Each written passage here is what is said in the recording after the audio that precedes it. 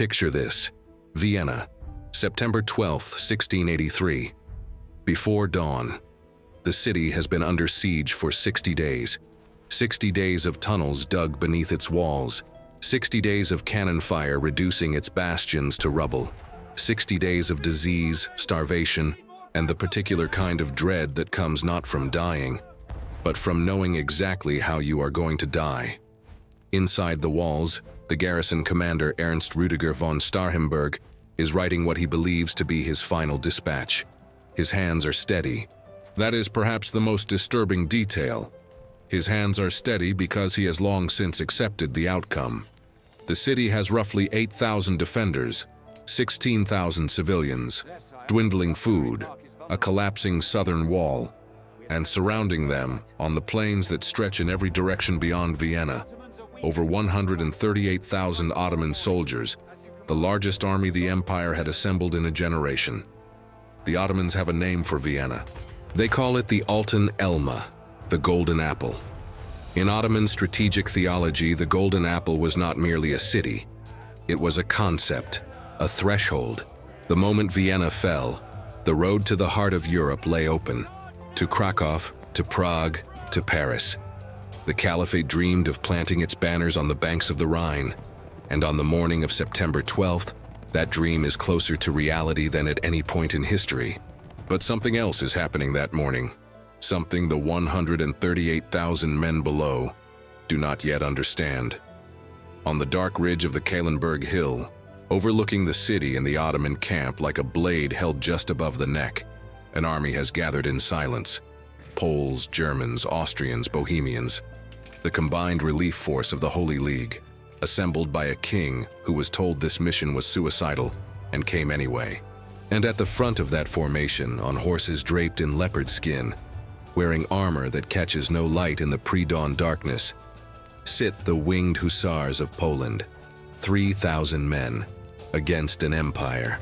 Before we begin this journey through one of the most forgotten and brutal stories of Central Europe, I need to ask you something. Where are you watching from? Write your location in the comments, and if this is your first time on the channel, subscribe.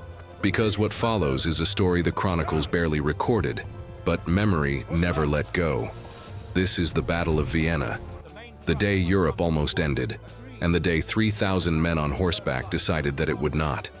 To understand why Vienna in 1683 meant everything, you have to go back.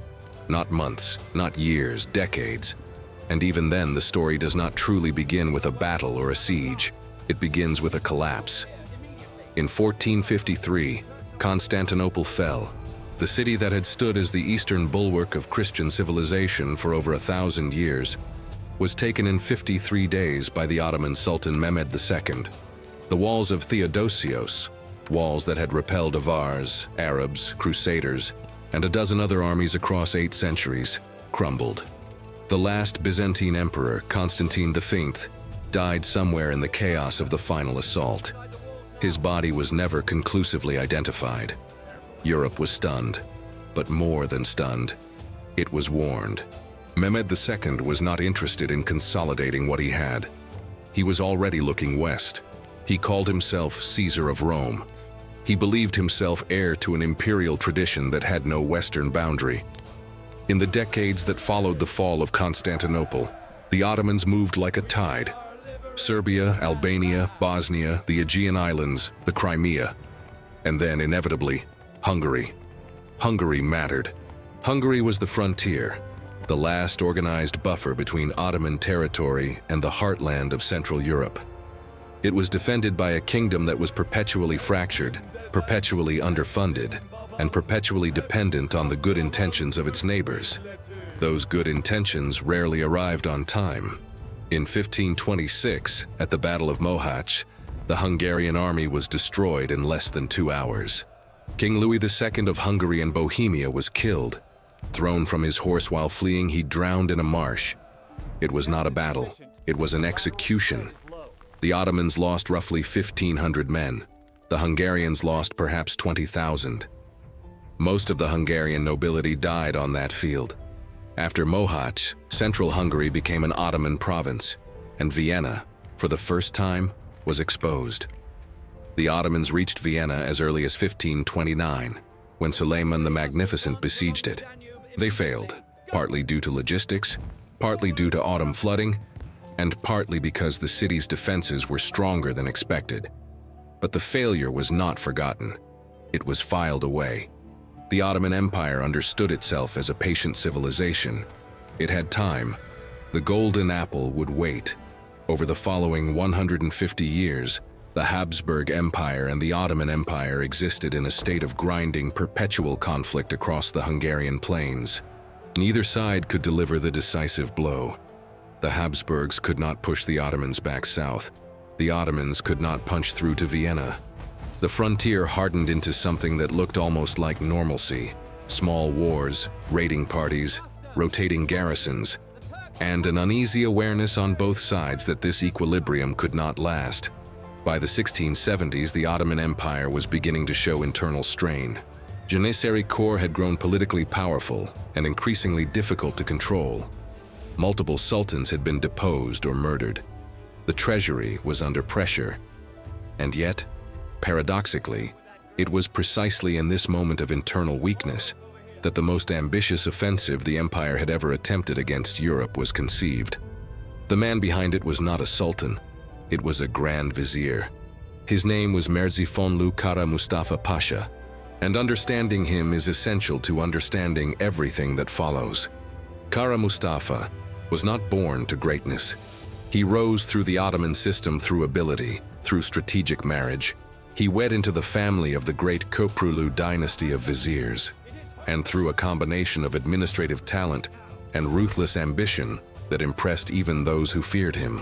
By 1676, he had been appointed Grand Vizier, the most powerful administrative position in the Ottoman Empire below the Sultan himself.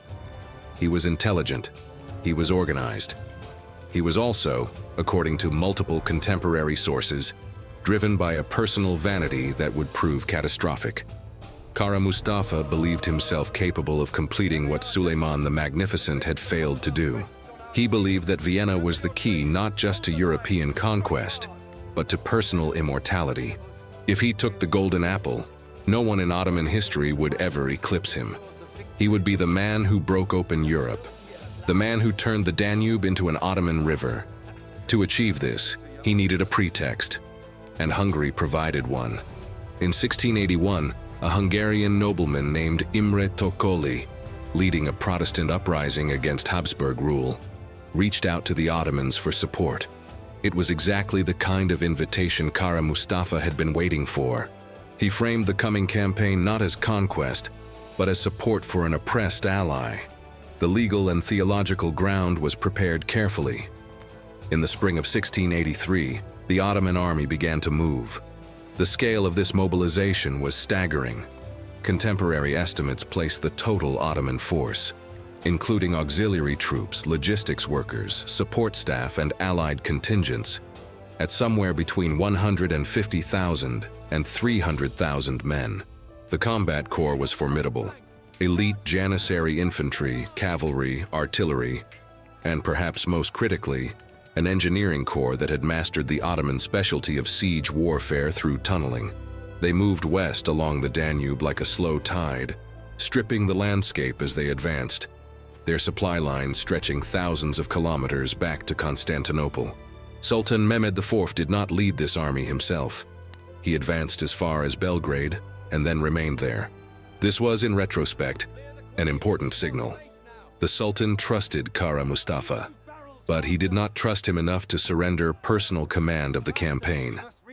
Kara Mustafa did not notice, or did not care. By mid-July, the Ottoman army had bypassed most of the Hungarian frontier fortresses. They had moved faster than the Habsburgs had anticipated.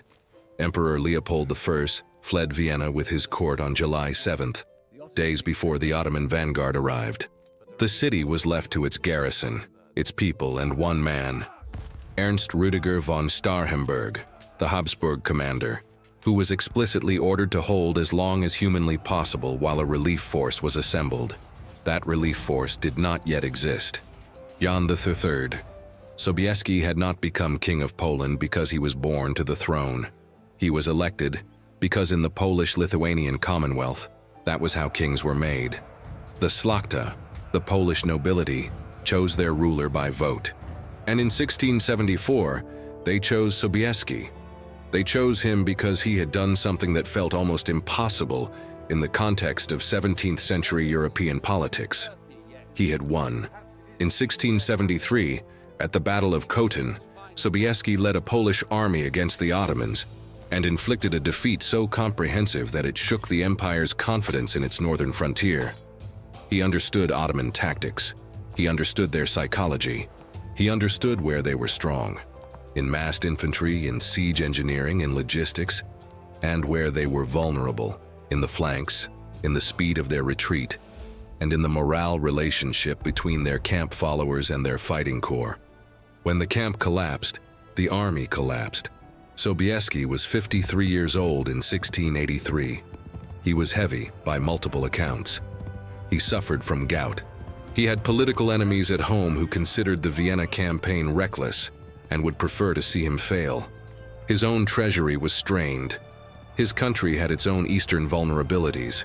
The Russians, the Tatars, the Swedes were all perennial threats that never entirely went away. And yet he came.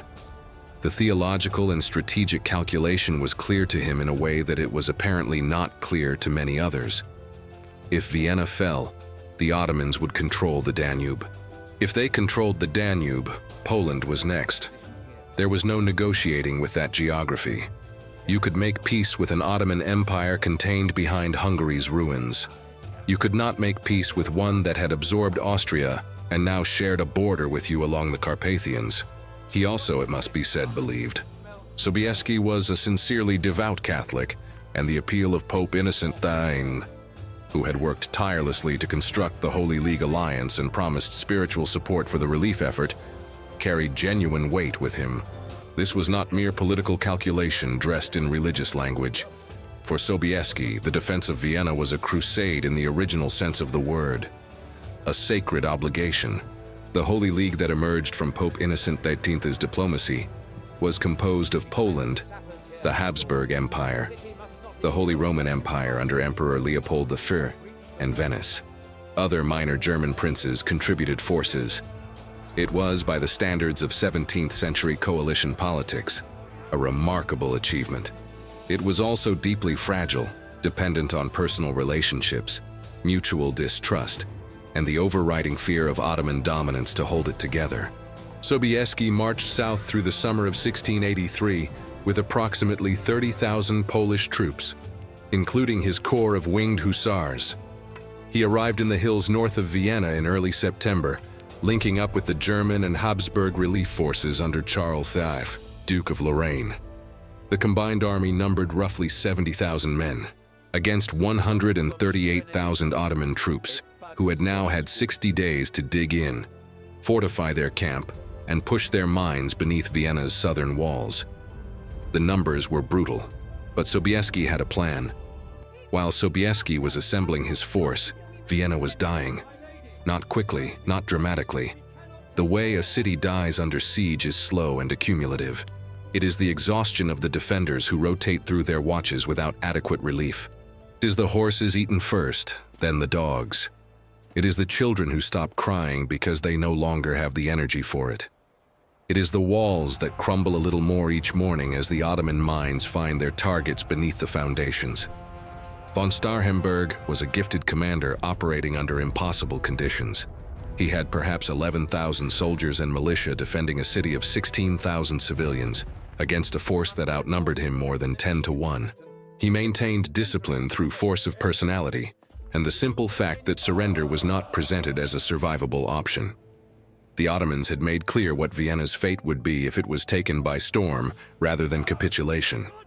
The Ottoman siege strategy was methodical and patient. Kara Mustafa's engineers dug a network of approach trenches that zigzagged toward the city walls, gradually bringing the Ottoman line closer while protecting the diggers from defensive fire. Simultaneously, teams of miners burrowed beneath the bastion of the Berg, the city's most critical defensive point. When the mines detonated, they would collapse sections of the wall, creating the breach through which the janissaries would pour. What kept Vienna alive through those 60 days was not Austrian heroism alone, though there was genuine courage in the garrison. It was also a critical piece of Ottoman strategic miscalculation. Kara Mustafa wanted to take Vienna intact. This was not irrationality. The city's wealth, its treasury, its palaces, its commercial infrastructure, would be far more valuable if preserved than if burned and looted in a general assault. Ottoman soldiers traditionally received 1/5 of the plunder from a city taken by storm. If Kara Mustafa negotiated a surrender, that wealth flowed directly to him.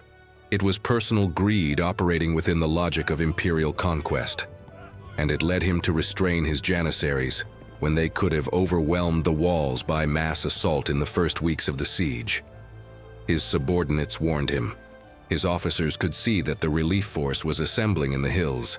They urged him to accelerate the assault. He dismissed them. He did not believe the relief force could arrive in time. He did not believe the European powers could coordinate effectively enough to act in concert. He had studied his enemy for decades. He knew their history of political fracture and delayed response. He was almost right.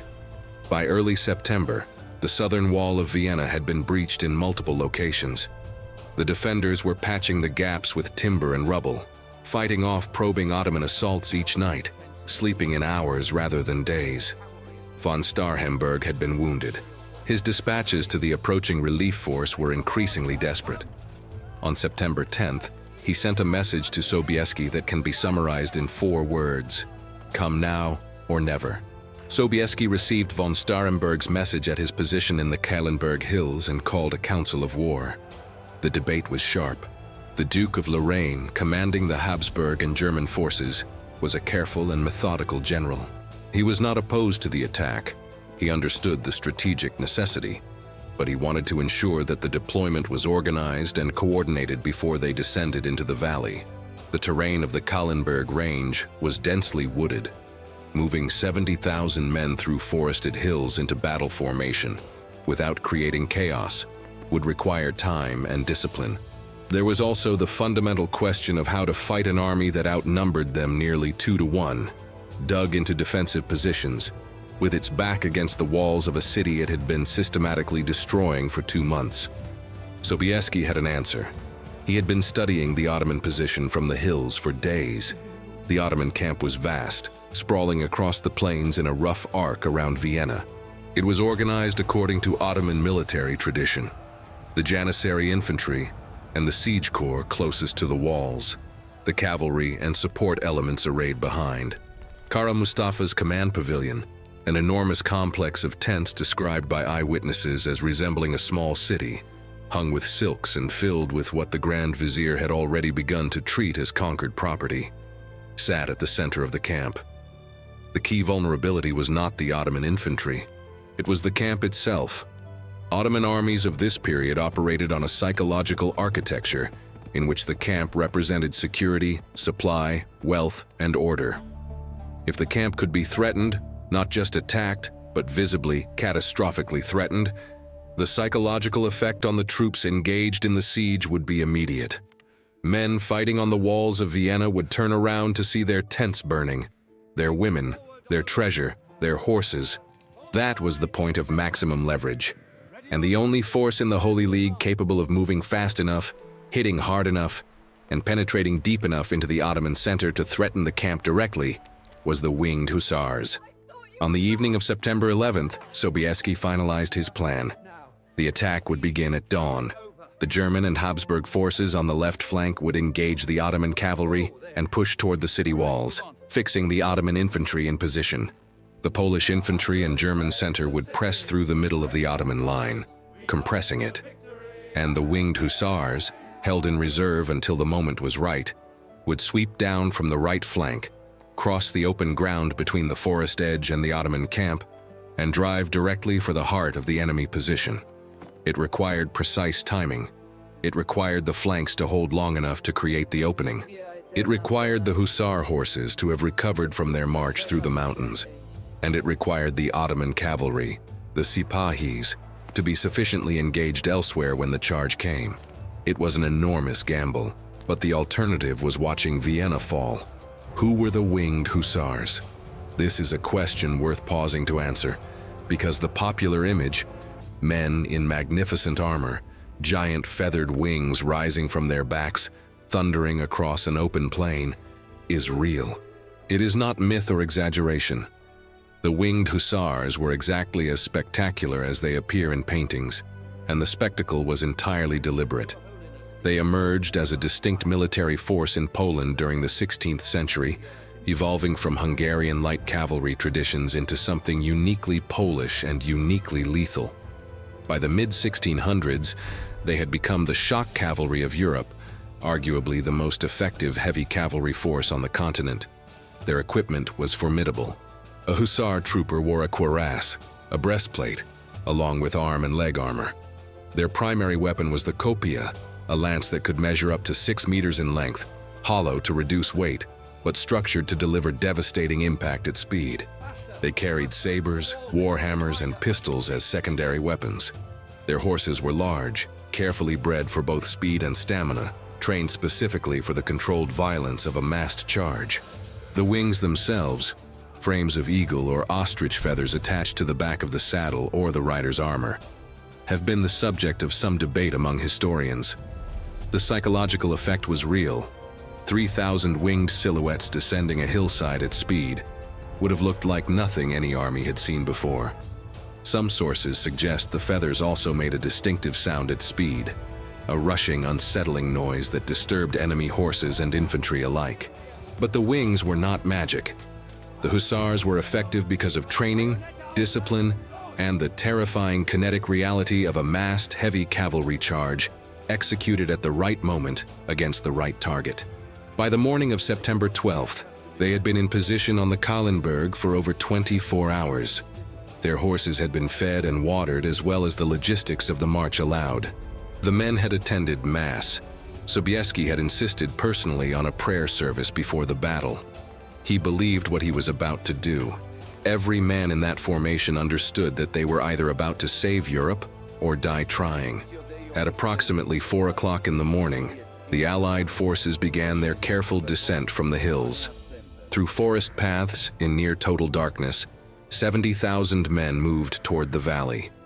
The Ottoman pickets gave the alarm, but the speed of the descent surprised them. The battle had begun before dawn touched the Kahlenberg. The morning of September 12th unfolded in 3 overlapping phases, each one feeding into the next with the brutal momentum of a dam breaking. In the first hours, the fighting on the left and center was desperate and close. The Duke of Lorraine's forces pushed toward the Danube bank, trying to drive the Ottoman cavalry away from the approaches to the city. The Germans and Poles in the center tore through Ottoman defensive trenches in grinding, brutal combat. The Ottomans fought hard. They were not broken, but they were being pressed from multiple directions simultaneously by an enemy that had arrived faster and in greater force than the Grand Vizier had anticipated. Kara Mustafa responded by pulling cavalry from his right flank to reinforce the center and left. It was a rational decision. It was also the decision that Sobieski had been waiting for. By mid-afternoon, the Ottoman right flank, the side closest to the Kahlenberg, the side that the Hussars had been watching, had been thinned. The Ottoman Sipahi cavalry that had guarded that sector had been drawn inward into the grinding engagement at the center. The opening existed. It was perhaps 15 minutes wide, perhaps less. Sobieski gave the order. The Hussars moved. They did not trot. They did not advance in measured formation. They moved at the speed that 3,000 horses and 3,000 men in full armor can achieve on a downhill slope with the wind behind them. Contemporary accounts described the ground shaking. Ottoman soldiers in the path of the charge described a wall of wings and iron that seemed to fall from the sky. The lance line lowered. The horses stretched. They hit the Ottoman right flank like an anvil dropped from the Kahlenberg. The Ottoman cavalry that remained on that flank collapsed almost immediately, not from cowardice, but from the physics of the thing. A massed heavy cavalry charge at full speed delivers force that infantry and light cavalry formations simply cannot absorb if they are not themselves properly set. The Hussars drove through the Ottoman line, turned, and drove through it again. The Ottoman cavalry fragmented. Some fled, others were ridden down. The Hussars did not stop at the line. They drove straight for the camp. When Kara Mustafa's soldiers at the Vienna walls turned and saw what was happening behind them, when they saw the camp, their camp, with its silks and tents and treasure, being torn apart, when they saw their cavalry scattering, when they saw the winged shapes moving through the chaos like something from a nightmare, the psychological collapse began. It spread like fire in dry grass. The Janissaries who had spent 60 days tunneling beneath Vienna's walls did not stop fighting all at once. Some units held. Some fought ferociously and died where they stood. But the coherence was gone. The camp was broken. The Grand Vizier's tent was already being overwhelmed. Kara Mustafa fled. He left behind his treasury, his banners, his correspondence, his horses, and, according to one account, one of the most remarkable personal objects in Ottoman military history, a velvet bag containing what his men called the Standard of the Prophet, a banner of enormous religious and symbolic significance that the Ottoman army carried to war as a kind of divine mandate. He left it behind in the dust. By early evening, Vienna was free. The siege that had lasted 60 days ended in approximately 3 hours of concentrated combat after the Hussar charge began. Sobieski rode into the Ottoman camp that evening. What he found there defied easy description. The encampment of 138,000 men, accumulated across 60 days of siege, contained a kind of compressed civilization. Thousands of tents, artillery pieces, food stores, medical supplies, weapons, animals, camels, horses, oxen, and treasure. Enormous quantities of treasure, both the campaign fund of the Ottoman army and the personal wealth that Kara Mustafa had been accumulating in anticipation of a victory that would allow him to loot Vienna at leisure. Among the items recovered was the Standard of the Prophet. Sobieski sent it immediately to Pope Innocent XIII in Rome, accompanied by a letter that, depending on the translation, reads either as a sincere act of religious devotion or as the single most confident diplomatic dispatch of the 17th century. The letter famously paraphrased Julius Caesar, "I came, I saw, God conquered." The Pope reportedly wept. Vienna's surviving population came out through the gates. The garrison that had held for 60 days, exhausted, wounded, reduced to shadows, walked out into an afternoon that felt, by all accounts, like something they had stopped believing in. Sobieski himself received a hero's reception that was perhaps the most unambiguous moment of glory in his life. The Catholic world celebrated him. The Holy Roman Emperor Leopold I, who, it must be noted, had fled Vienna before the siege began, and whose relationship with Sobieski was complicated by aristocratic rivalry and Habsburg pride, gave him a formal reception that was polite, but noticeably cooler than the popular enthusiasm. Leopold could not quite bring himself to express the full debt he owed, and Sobieski noticed. That tension would matter later. For Kara Mustafa, the reckoning came with Ottoman precision. He fled to Belgrade, where he attempted to reorganize and assess the damage. The news he received was not encouraging. The Ottoman army had not simply been defeated, it had been broken. Tens of thousands of soldiers were dead, captured, or simply gone, melted back into the Hungarian countryside. The treasury was lost. The strategic credibility of a second attempt on Vienna in the near term was gone. Sultan Mehmed IV sent his response by courier. On December 25, 1683, Kara Mustafa Pasha was strangled in Belgrade by a representative of the Sultan using a silk cord, the traditional Ottoman method for executing high-ranking officials, a death considered more honorable than beheading. His severed head was sent to Constantinople in a velvet bag.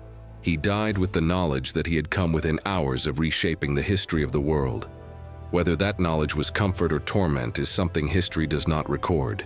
The Battle of Vienna in 1683 is one of those historical events whose consequences are so large that they are almost impossible to hold in a single frame. In the immediate term, the victory energized the Holy League and began one of the most successful offensive campaigns the Habsburg Empire ever conducted. The Ottoman retreat from the Battle of Vienna was not simply a tactical withdrawal. It was the beginning of a strategic reversal that took decades to fully play out. By 1699, the Treaty of Karlowitz had transferred most of Hungary from Ottoman to Habsburg control. Transylvania followed. The Ottomans were pushed steadily south and east, losing in 20 years what they had accumulated over a century and a half of expansion.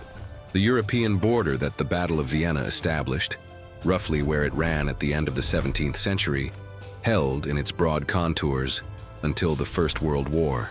The maps that define the modern Balkans, Central Europe, and the near edge of the Middle East are, to a significant degree, the cartographic legacy of a cavalry charge on a September afternoon in 1683. For Poland, the victory was a moment of extraordinary national pride, followed by a swift and painful political descent. Sobieski returned home to find his political enemies empowered, his treasury no better than before, and the gratitude of Europe expressed primarily in words rather than resources. The Holy Roman Empire, having been saved, returned fairly quickly to treating Poland as a convenient buffer rather than a genuine ally. The structural weaknesses of the Polish-Lithuanian Commonwealth, its elective monarchy, its liberum veto, the chronic inability of its nobility to subordinate personal interest to national survival, were not cured by Kahlenberg. They would deepen in the decades to come, leading a century later to the partitions that erased Poland from the map entirely. Sobieski died in 1696, 13 years after Vienna, increasingly isolated and politically frustrated. His greatest victory had made him famous across Europe. It had not made him powerful. His legacy was celebrated by everyone except the people who might have used it to actually help him. For the Ottoman Empire, Vienna represented something more than a military defeat. It was the first moment in which the empire's westward expansion was definitively reversed by force rather than merely delayed. The psychological impact was significant, not simply on the army, but on the empire's understanding of itself. For 150 years, the Ottomans had operated from the assumption that European civilization was fragmented, reactive, and ultimately unable to organize itself in defense of its own interests. Vienna did not disprove this entirely, but it introduced doubt. And in an empire where political confidence was already strained by internal power struggles, that doubt accelerated existing fractures. The Ottoman Empire would survive for another 2.5 centuries, but after 1683, it survived on defense. The great westward tide had turned. There is a detail from the battle that tends to get lost in the larger story. When the Ottoman camp was overrun, and Sobieski rode through it that evening, his soldiers found in one of the supply tents a quantity of an unfamiliar commodity that the Ottomans had brought in enormous quantities to sustain their army through a long siege. Coffee, large sacks of it, green beans roasted and ground in the Ottoman manner, something the besieging army considered a daily necessity. The Viennese soldiers and their allies had never seen it in such quantity. They did not entirely know what to do with it. In the days and weeks that followed, as the city recovered and the story of the battle spread, the coffee from the Ottoman camp began to be brewed and served in the city. Within years, Vienna had developed a coffeehouse culture that would become one of the defining social institutions of Central European civilization. Intellectual salons, political discussion, newspapers passed hand to hand in rooms that smelled of roasted beans. A siege designed to conquer Vienna left behind, as one of its byproducts, the Viennese café. History, at its most human, has this quality: the catastrophe and the gift arriving in the same wagon. Kahlenberg was not the end of the war. It was not even the end of Ottoman ambition. The empire would fight across the Balkans for years, and the peace that finally came was hard-won and fragile. But something had changed, something structural. Before September 12, 1683, the question of whether European civilization could survive Ottoman expansion was genuinely open. The military advantages the Ottomans held, in logistics, in discipline, in their engineering tradition, in the sheer scale of what they could mobilize, were real. The political fractures in European governance that made coordinated defense almost impossible were real.